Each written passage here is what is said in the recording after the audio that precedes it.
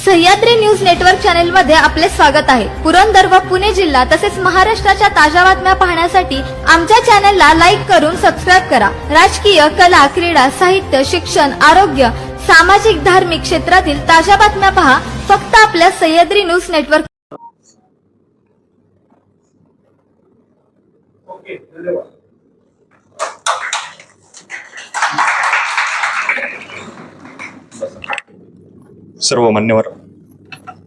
सर्व मान्यवरांना विनंती आहे की कृपया माननीय गुरुसौ धनश्री स्वानंद लोमटे यांना लहानपणापासूनच नृत्याची आवड होती। तीच आवड जोपासण्यासाठी तब्बल 2000 विद्यार्थी जे आहेत ते त्यांच्या माध्यमातून घडलेले आहेत। यांचा यथोचित सन्मान या ठिकाणी अनुसया चॅरिटेबल ट्रस्टच्या माध्यमातून केला जातोय।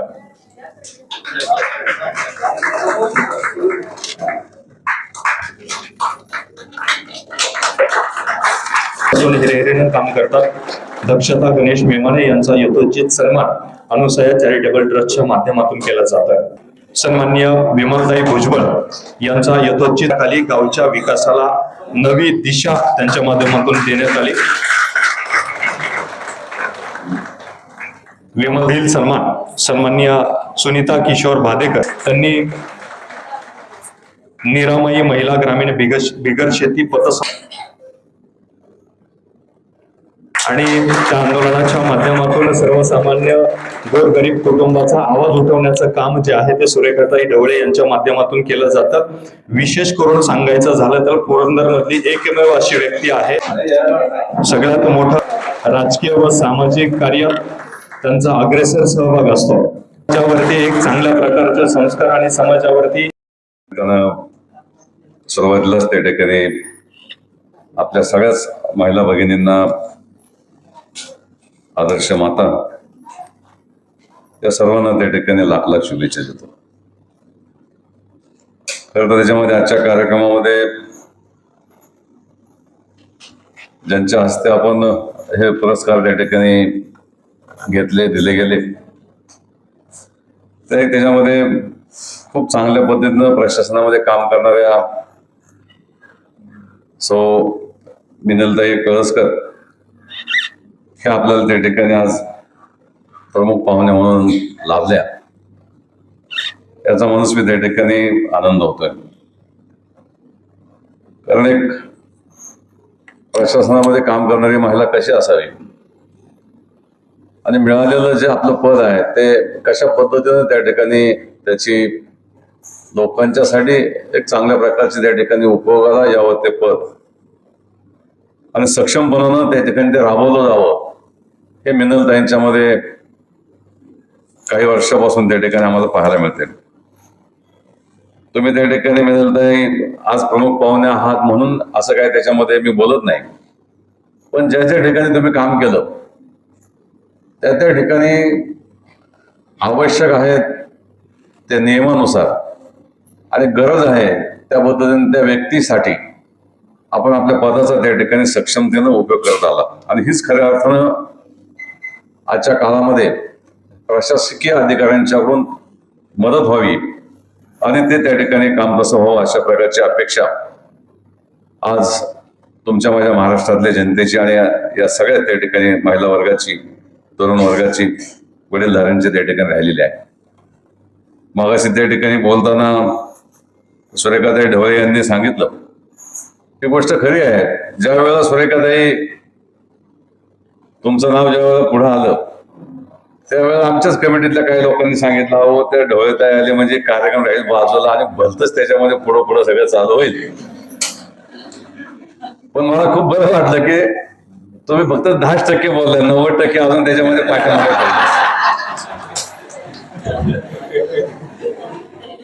आणि आम्ही लोक काय बोलू शकत नव्हतो। मग पत्रकार मात्र त्याच्यामध्ये त्यांनी आपली सुरुवात केली लगेच।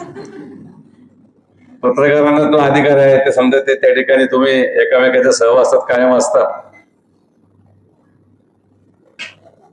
तर जी भावना त्या ठिकाणी सुरेखाताई तुम्ही त्या ठिकाणी व्यक्त केली त्याच तोलमोलाचं काम प्रशासकीय अधिकारी म्हणून त्या ठिकाणी आपल्या उपजिल्हाधिकारी कळसकर मॅडम यांचं त्या ठिकाणी चाललेलं आम्हा सगळ्यांना पाहायला मिळतं। त्यांनी वेगवेगळ्या ठिकाणी कामं केली, वेगवेगळ्या खात्यामध्ये कामं केली. महसूल म्हणून काम करताना सुद्धा त्यांना त्याच्यामध्ये वेगवेगळे विभाग असतात. पण खरंच त्याच्यामध्ये तुम्ही खूप चांगल्या पद्धतीने काम केलं आणि तुमच्या हस्ते या पवित्र दिना दिवशी या पुरंदर तालुक्यातील या पुणे जिल्ह्यातील एक आदर्श महिलांचा मान सन्मान होतोय की अनुसया चॅरिटेबल ट्रस्टच्या दृष्टीनं आजचा हा महत्वाचा दिवस आहे असं मला त्या ठिकाणी वाटतंय. खरं तर त्याच्यामध्ये भूमकरताईंचं आपण त्या ठिकाणी त्यांच्याही मनोगत ऐकलं. प्रभावती ओंकार या नरे आणि त्या ठिकाणी पंचकृषीमध्ये राहणाऱ्या एक त्या ठिकाणी कर्तबगार महिला भगिनी,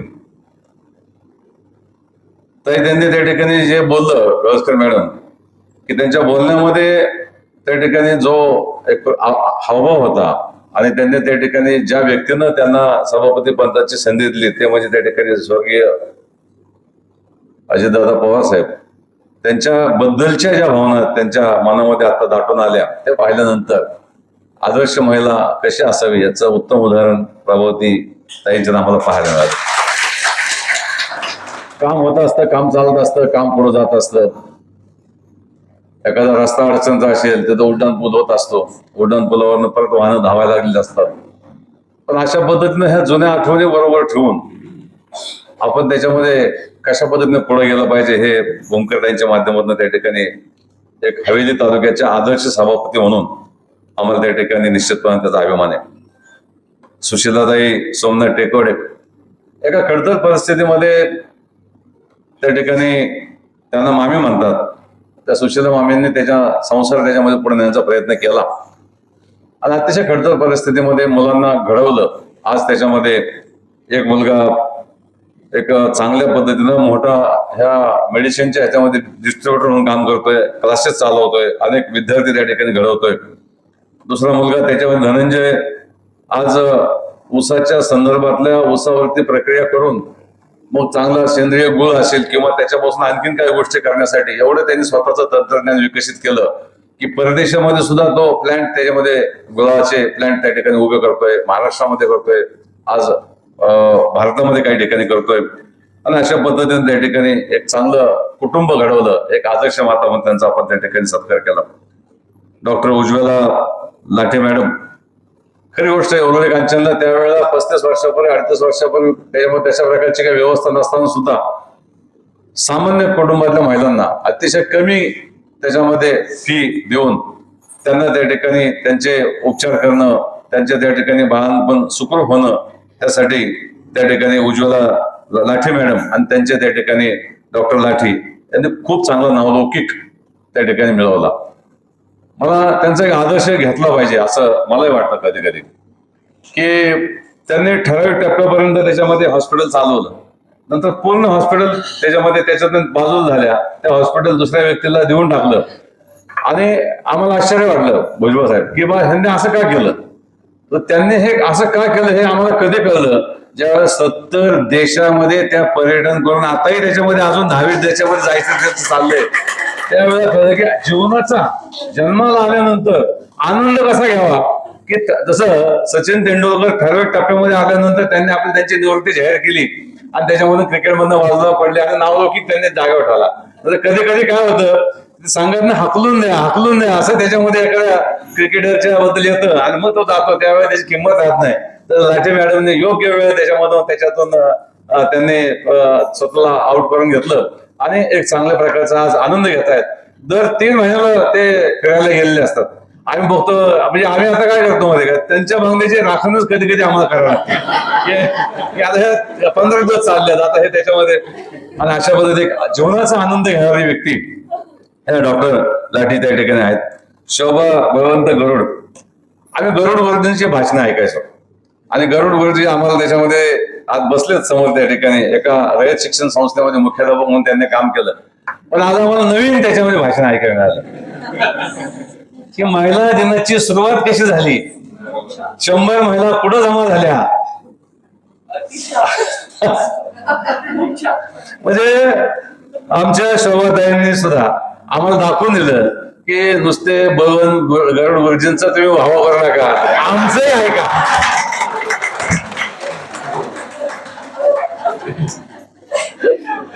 अशा पद्धतीने त्या ठिकाणी आम्हाला शोभाताई गरुडांच्या माध्यमातून खूप आमच्या म्हणजे आम्हाला नॉलेज त्याच्यामध्ये आम्हाला मिळालं गेलं. धनश्री लोमटे त्या ठिकाणी एक चांगल्या प्रकारचं कथक नृत्याचं याच्यामध्ये खूप चांगलं आज ते क्लासेस घेतात, स्वतः त्याच्यामध्ये खूप चांगले प्रयत्न करतात. आणि सगळ्यात महत्वाचं काय की माझी बहीण नंदा म्हणून त्या ठिकाणी त्या अपघातामध्ये तिचं निधन झालं, माझी मोठी बहीण. आणि ती त्यामध्ये नानावाडा शाळेमध्ये पुण्यामध्ये शिकायला होती. आणि त्याच्यामध्ये आम्ही गुरुवारपेठेमध्ये आमच्या आत्याकडं शिक्षणासाठी गेलो होतो. आत्याची खोली 10 बाय 10ची खोली, आणि त्याच्यामध्ये आम्ही हे 5-6 भावंड त्याच्यामध्ये त्या खोलीमध्ये, आणि सगळ्यांना मिळून त्याच्यामध्ये 4-5 कुटुंबाला मिळून एक त्याच्यामध्ये शौचालय आणि एक बाथरूम, अशा परिस्थितीमध्ये आम्ही खूप त्यावेळेच्या कठीण परिस्थितीमध्ये आम्ही राहत होतो. त्यावेळेला नंदाताई जगताप म्हणून तिची मैत्रीण त्या ठिकाणी झाली, आणि एक अरुणा चव्हाण म्हणून मैत्रीण झाली. 1969 सालची गोष्ट. आणि 1969 सालामध्ये ह्या मैत्रीण झाल्या. पण आज माझी बहीण हे असे कार्यक्रम बघायला नाहीये, पण त्याच्यामध्ये नंदाताई जगताप आणि त्यांची मुलगी ही त्या ठिकाणी धनश्री लोमटे, त्या नंदाताई समोर या ठिकाणी बसलेत. आणि मला असं वाटतं की माझी बहीण नाहीये, पण माझी बहीण म्हणून त्या ठिकाणी माझीच बहीण तिच्या रूपाने हा कार्यक्रम पाहतीय.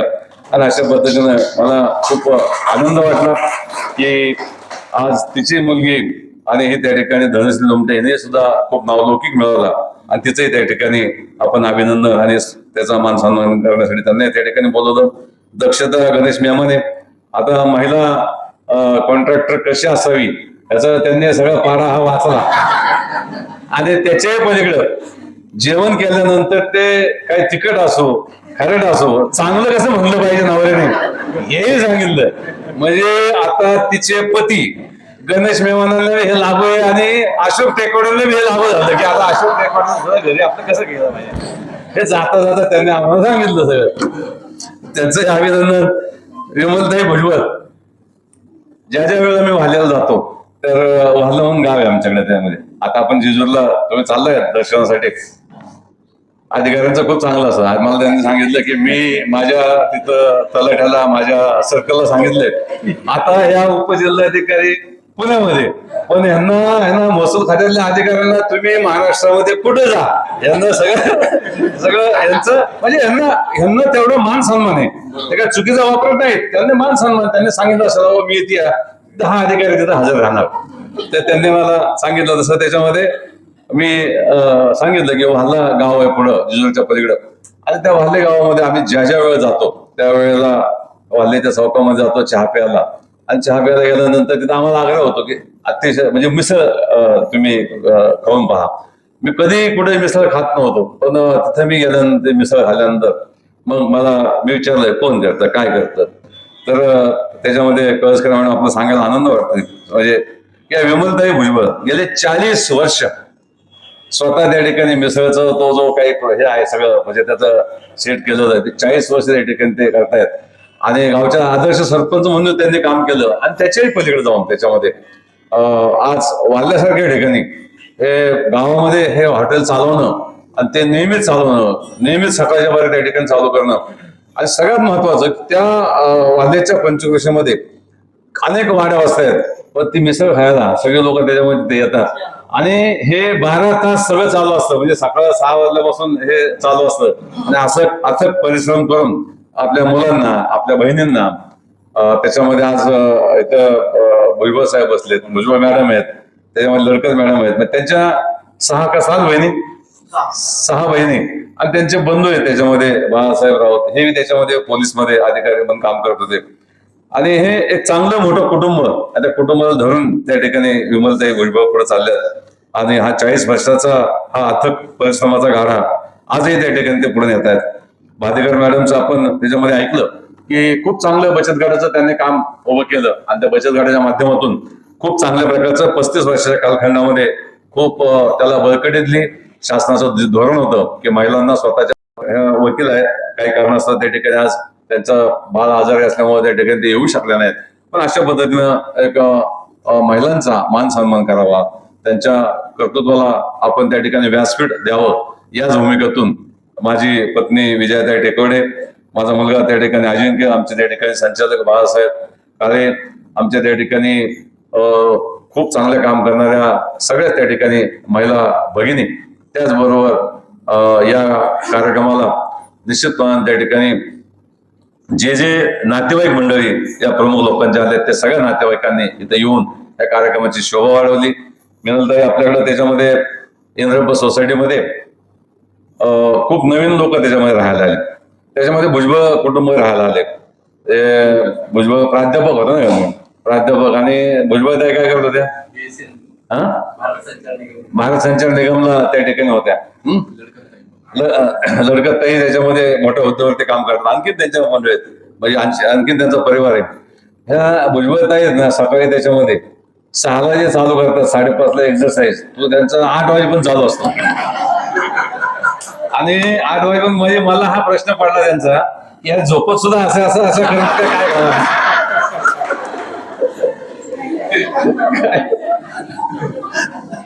आणि म्हणजे कधी मी गावाला असतो, समजा जात नाही, कधी तिथे गेल्यानंतर ज्या वेळेला सकाळी 6ला जरी गेलं तरी ह्या दोघांचं म्हणजे दोघं पती पत्नी यांचं चालू असतो तो व्यायाम, एक्सरसाइज सगळे प्रकार करतात. ते 7ला गेलं तरी चालू असतात, आणि 7:45ला गेलं ते असे करतात. चालू असतं. एक आदर्श घ्यावा, एक